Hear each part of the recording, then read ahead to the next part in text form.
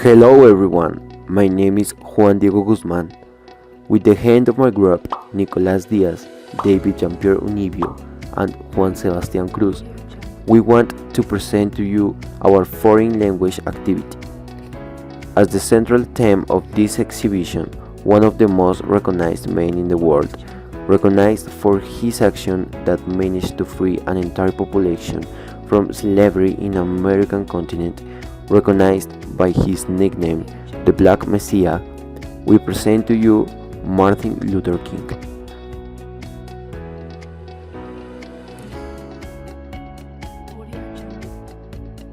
Martin Luther King, the person who battled for the black people rights. As we all know, his work was fight for the black people, for these people which were treated as honorable animals. At this past time, the White House only have one color, and that was the white color. Martin Luther King were nominated to the Peace Nobel, as he was the first person in the Western world who battled for their right without any violence. So his campaign were always very pacific every time. But it doesn't matter to the white people, as they will always respond them with violence. Despite of this, he finished his life career in the jail and then was killed by a sniper that developed almost a civil war, as he was iconic face for the black people.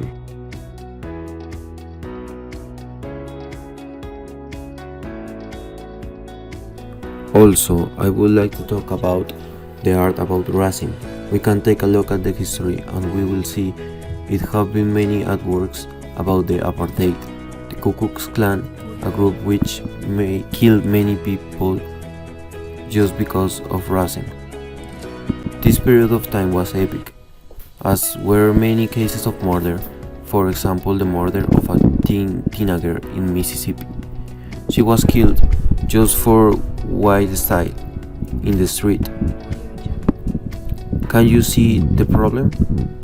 Just for white style in the street, or horrific.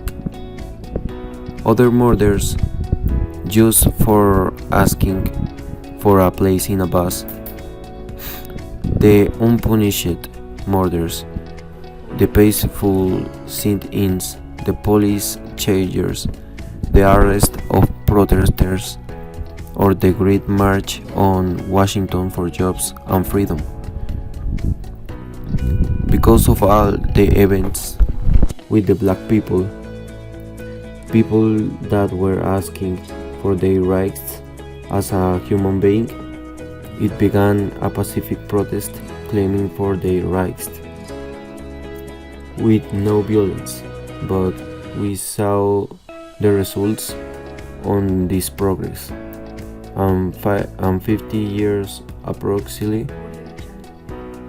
the black people is almost in freedom, but not at all. As we can see, some of illegal behaviors from the police, the government, and more. I think this progress changed people, as they were treated as an animal. And why animals? If all of us are humans, we are all the same.